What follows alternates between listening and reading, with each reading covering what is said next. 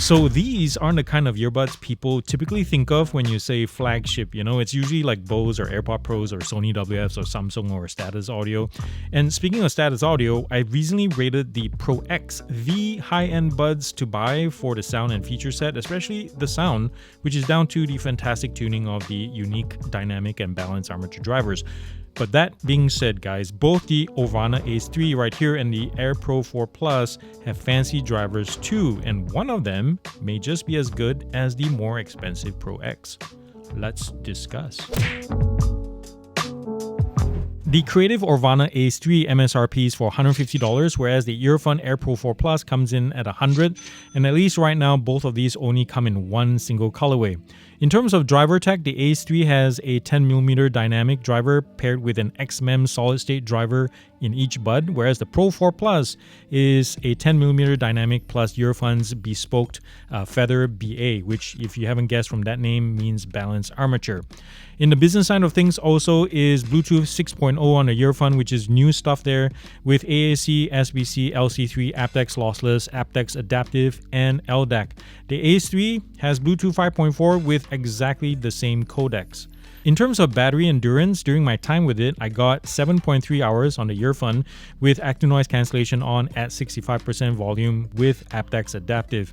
The Creative does so with 6.5 hours under the same conditions. The Aurvana also has IPX5 water dust resistance, while the Earfun is a little bit stronger. It has IP55. The weight on the Earfun is 5.2 grams with the buds and 52 grams total with the case, and the Ace 3 is a little bit lighter with 4.8 grams per bud and 43 grams total. Both of these have active noise cancellation and pass-through, of course, wear detection, and 3 mics per side. The previous Ace 2 had this gold inlay and everything, which is nice, and now we have a blue version, or purple, depending on how the light hits it, but it's really nice in its own way. The wireless charging coil, you can see it at the back here through the plastics. This thing is slightly slippery. I mean, it has some grip to it, and thankfully the shape is perfect for holding in the palm, but just in essence, the plastic itself is slippery and it's pretty scratch resistant. As you can see, I can run my fingernails and there's some scratches there, but if I rub it, once I activate some heat to it, it self-heals. USB-C charging, the LED status light pairing button right there. There's an Aurvana, Aurvana, I'm flipping on the wrong side, the Aurvana logo right there. And the lid itself is really nice. It locks in place really good. And on the inside, just like before, you have shiny plastics. This one looks gold plated, and this one has this nice bluish hue. Really, really nice. It's a little bit of a challenge to clean the cavity where the stem goes in. You have to really keep on it. If once dirt gets in there, it's really hard to get out. So, be sure to keep your contacts clean from time to time. Now, the designers have improved the design of the earbuds. They look a little bit better, but they still look boring, guys. Flat face plate with a Creative logo, and that's about it. And on the back here, you still have that translucent sheen, and you can see the drivers a little bit, and the ear tips pop off really easily, like so, and you pop it back on. Yeah, that's really quick, but it's easily mistaken for a much cheaper earbud, especially for something $150.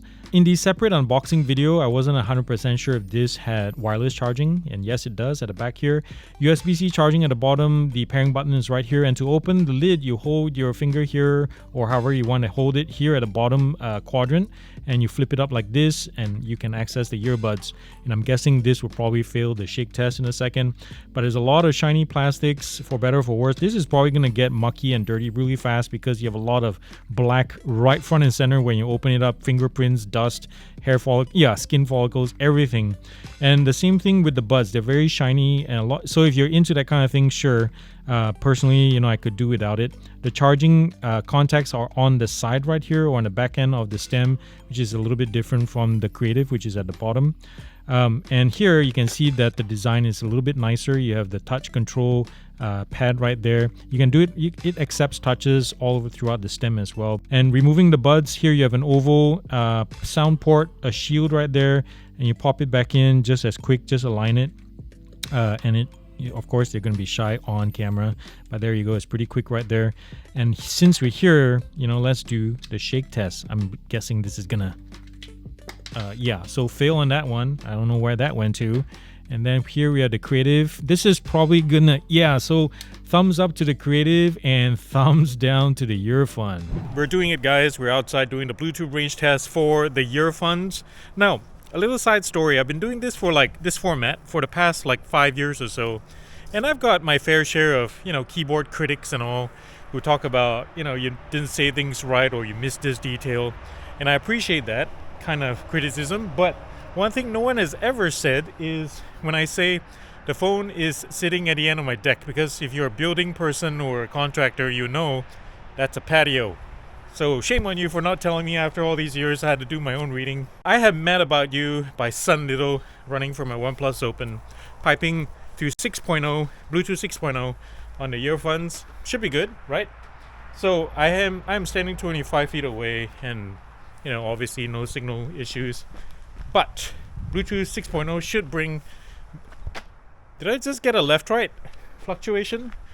Let me go back a bit. Let's try again.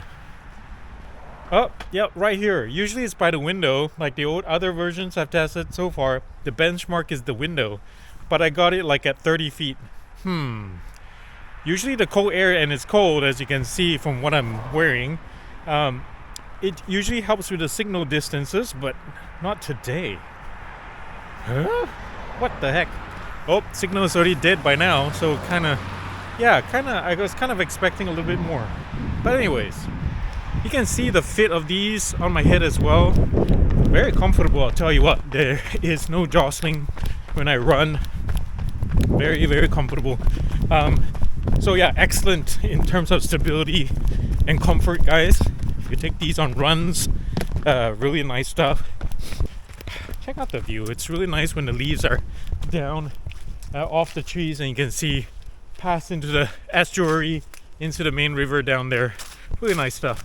But anyways, I'm curious to see how the Aurvanas compare in terms of distance with the older Bluetooth tech. Switching over to the Ace 3s right away, the same song is playing and it just sounds so engaging, sounds so different. It feels more audiophile.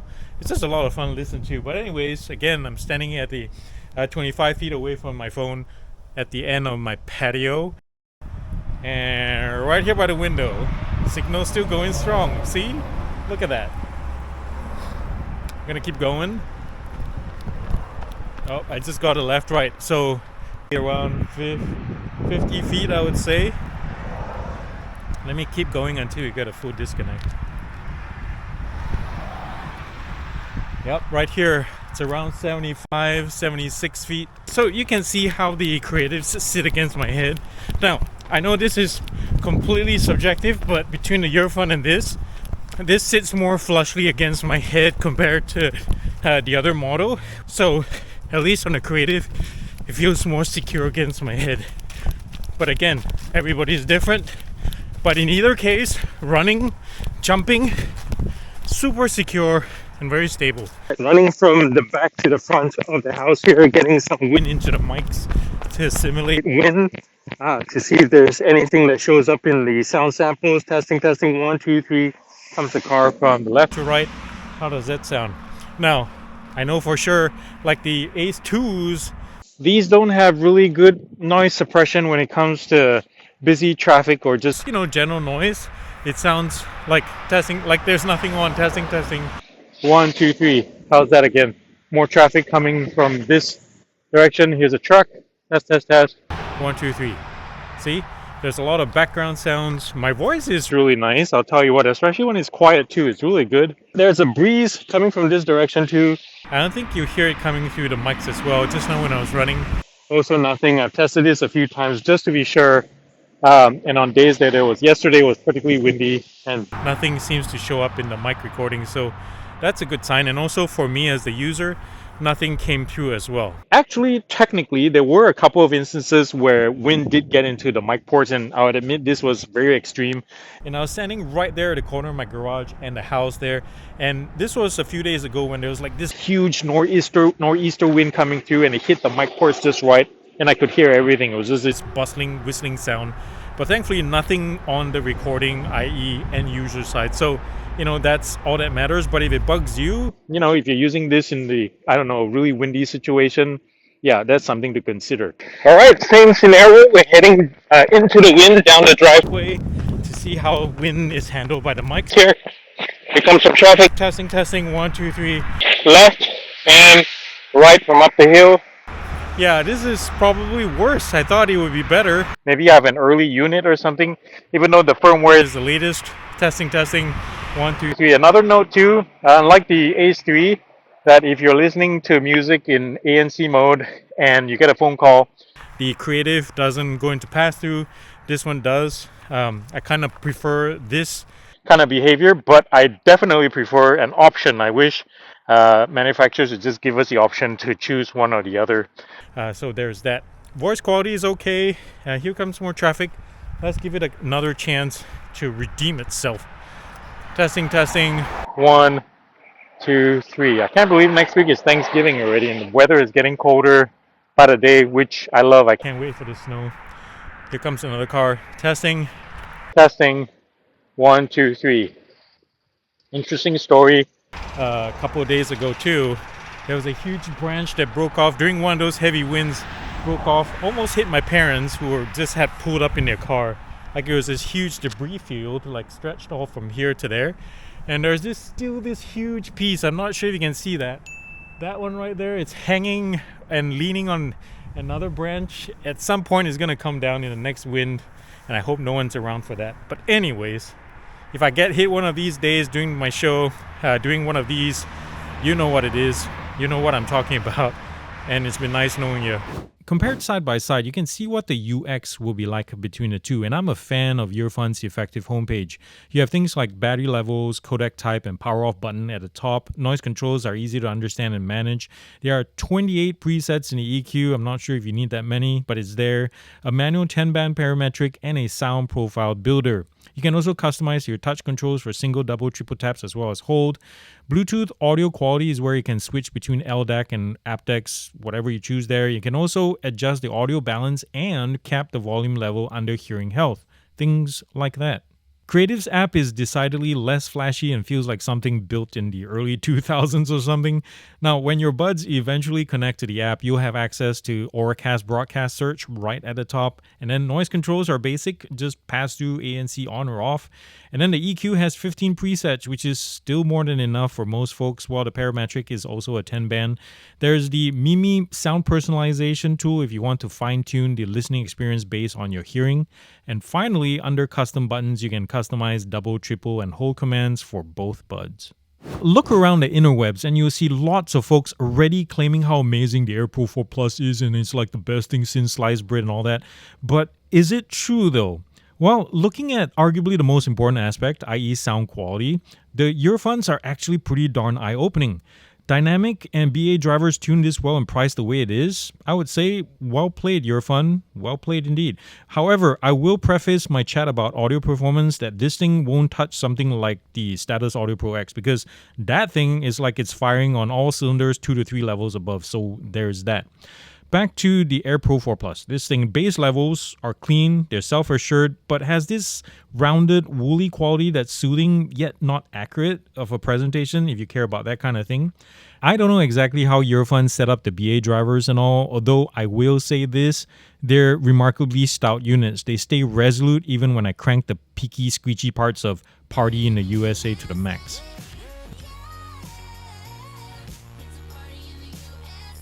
What? You don't have Miley Cyrus on your playlist? By contrast, the low end on the Ace 3, which is also weightier and more resonant than the previous gen by the way, serves as a proper dance partner, if you will, to the low mids. It hits low without muddying up bassy elements, like the clarinet section in Amy Winehouse's Tears Dry on Their Own. Like, guys, I can pick out when each performer blows into their instrument, whereas on the Earfun, that aspect of the song is completely veiled. So on this thing, the bass quality is one that I'll much prefer drowning my stresses away in. Now, in my look of the Ace 2, I said that there was something amiss about the handoffs between the dynamic and the XMEM drivers. It almost feels like a product of two different teams with two different goals coming together, slightly disjointed, a little bit miscommunication there. So I'm happy to report that the peeps at Creative have solved it, giving these new buds the cohesiveness they deserve. As far as I'm aware of, there are no hardware changes. Most of it was carried over from the previous gen, but I know for sure that the tuning definitely has. Now, also deserving of the Ace 3's sonic capabilities is the inclusion of LDAC, because being able to finally pump high-res content full-time is what this XMEM setup is made for, because otherwise it's like buying a Porsche and filling it with regular 87 octane fuel. I mean, you can get by, but the motor is happiest with better gas, right?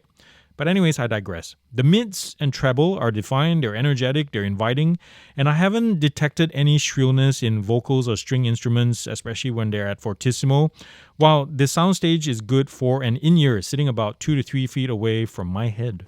Neither of these are going to win beauty contests anytime soon, but here's the breakdown. The Aurvana's case looks the best. It's just more expensive feeling, and when it comes to the buds, the touch surface strip, the outer cap right here on the 4 Plus is the most modern, while the Aurvana's housing is the least bulky, because whenever you don the earphones, they stick out of your ears like cheek cannons on an AT-AT walker or something, which I guess is a testament to the compactness of Creative's XMEM setup.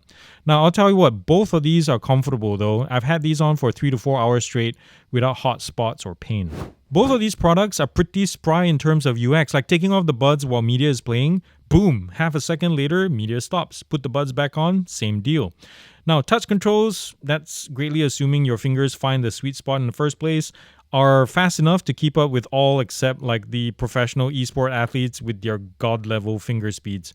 However, where the Ace 3 loses some ground is when you try to get it to talk to the app. Like we've mentioned earlier, it's been at least a couple of years and Creative still hasn't solved the lengthy connection process and slow UI that sometimes freezes the entire app altogether. I'm gonna have to give the ANC win to the Earfun here, which edges out the Creative in nullifying noise 2 to 3 notches better overall, plus taking the edge off high-pitched sounds like pans banging in the kitchen or engine whines or things like that. Likewise, the same conclusion transfers over to pass-through mode. I mean, neither of these are natural sounding, but the Aurvana is just plain harsher compared to the Earfun. And by the way, I'll rate ANC and pass-through on the Earfun a B+ and C+ respectively, whereas the Creative nabs a C+ and C- respectively. In short, Earfun is performing as expected for this price point, while I say Creative, yeah, really needs to get the ANC act together. Like, no amount of software updates at this point will fix it. I'm talking about the next gen. I'm probably going to get some flack for this statement, but both of these right here are what high-end or premium brands should benchmark against. And I'm not talking necessarily about the entire package, because both of these are just in completely different fields from those other models, but I'm talking about the sound and price combo, because not everybody wants to or can fork out hundreds of dollars to play the whole hybrid driver flagship game, right? So I thank the seven heavens that these two exist. Now, between the two, the Earfun is the best all-rounder, I think, and the most future-proof from a tech standpoint. Really good sound, great endurance, friendly app, B+ ANC, even, if I wish the case and the buds didn't look so humdrum. Now, Creative gets a pat on the shoulder for listening to its fans and the naysayers of the Ace 2, and what we get is audio that gels so well, guys, and is toit like a toiga. Yes, you are toit like a tiger. Now sure, the ANC is like WTF and the app is slower than a dead snail and the earbuds could easily be mistaken for something off of Temu or something, but this thing rocks where it counts, guys.